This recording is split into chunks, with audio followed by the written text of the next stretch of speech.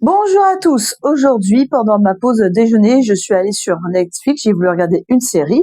Actuellement, Netflix repropose les anciennes séries de TF1. Donc, vous pouvez retrouver, par exemple, Sous le soleil, Jules Lescaut et plein d'autres séries. Moi, j'ai décidé de me remettre les feuilletons qui passaient l'été ou l'automne sur TF1. Et du coup, j'ai décidé par commencer Les cœurs brûlés. Il y a aussi la suite qui s'appelle Les yeux d'Hélène. Donc, dans Les cœurs brûlés, il y a plusieurs familles. Il y a une famille où il y a un personnage qui s'appelle Isa. Du coup, ce personnage-là, c'est une jeune femme qui vit avec un homme mais très violent. Du coup, ça commence bien l'épisode parce qu'on présente les violences conjugales, les même les viols conjugaux. Et de l'autre côté d'une autre famille qui est très très riche, il y a un personnage qui s'appelle Christian qui justement plus tard va tomber amoureux de Isa. Et le truc ce qui m'a choqué quand j'ai regardé l'épisode aujourd'hui, c'est que limite on accusait Isa parce qu'elle restait au début avec son ex qui est violent et limite c'est sa faute, tu l'as cherché, t'aimes bien te faire frapper, tout et tout. Donc du coup, c'est vrai que par rapport à maintenant, ça m'a quand même marqué. Et même quand j'étais petite, ça m'a remarqué parce que je me disais mais je regardais ça avec ma mère et mon beau-père, je me disais mais ils m'ont jamais expliqué. Alors certes, ma mère, elle est aveugle, donc du coup, elle devait comprendre à mon avis 70 à 80% de la série. Mon beau-père, il me parlait pas beaucoup. Et puis c'est vrai qu'à l'époque, il y avait pas aussi les avertissements par rapport à l'âge. Donc comme c'était des séries en direct, la famille découvrait en même temps. Mais c'est vrai qu'ils auraient pu parler après. Et en fait, je me rends compte que beaucoup de parents ne parlent pas à leurs enfants. Donc il faut verbaliser, il ne faut pas avoir peur. Moi, ma fille, quand elle est rentrée en CP, j'ai appris que ça nous regardait de main nous appartient et ici tout commence. Et je savais que c'était des choses un peu policières avec des intrigues et tout, et un peu violent. Et du coup, ça m'a pas plu au début. Après, je me suis mis à regarder exprès avec pour elle. Et du coup, justement, on peut en parler quand il y a des intrigues sur des sujets difficiles, donc notamment l'harcèlement scolaire, les violences sexuelles ou autres. Et il faut ne pas avoir peur et parler. Les enfants, ils comprennent tout. En fait, on peut parler de tout. Il faut juste utiliser les bons termes. Et je vous parle de ça parce que j'ai vu un témoignage il y a quelques jours sur Facebook où une personne racontait que sa petite fille, quand elle avait 5-6 ans, quelque chose comme ça, s'est fait agresser par un camarade d'école. Et en fait, quand elle a rencontré les parents à l'école, et en fait, elle s'est rendue compte que le père, il engueulait son fils, mais il n'expliquait pas ce qui s'est passé. Juste, ça c'est pas, on fait pas ça, mais c'est tout.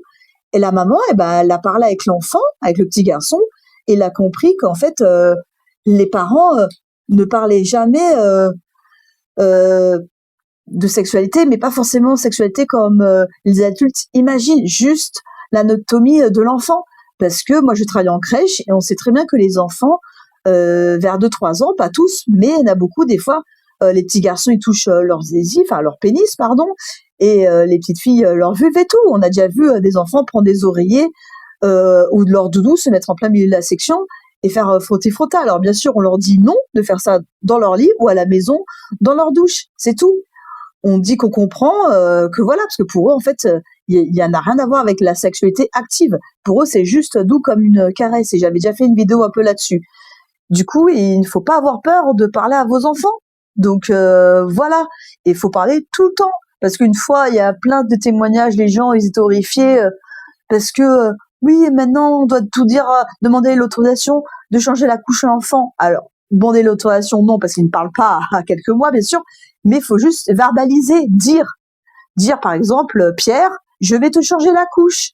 Pierre, je m'en vais dans la cuisine, je reviens. Parce qu'en crèche, c'est pareil, si vous verbalisez pas et qu'on dit pas, l'enfant, il va pleurer. Donc moi, quand je quitte une pièce et que je vais soit aux toilettes, soit dans la buanderie, soit dans la cuisine, je dis à l'enfant, Pierre, je reviens, je vais aux toilettes, Pierre, je vais faire la cuisine, mais je reviens dans 5 minutes, même s'il n'a pas la notion du temps. Il y a un enfant, il est au sol, il fait 4 passes, je dois lui changer la couche. Je dis alors, Marie, parce qu'il n'y a pas de Marie à la crèche, donc j'invente des prénoms. Donc Marie, je vais te prendre dans les bras. 1, 2, 3, je te prends dans les bras, je vais te changer la couche. Voilà, faut tout dire. Et pourtant, c'est pas bien difficile, voilà.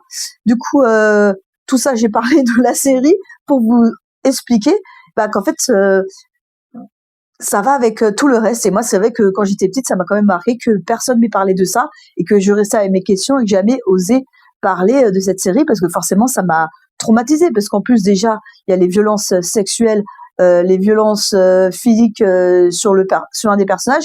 Et en plus de ça, ce personnage, elle a un enfant qui est né d'un inceste.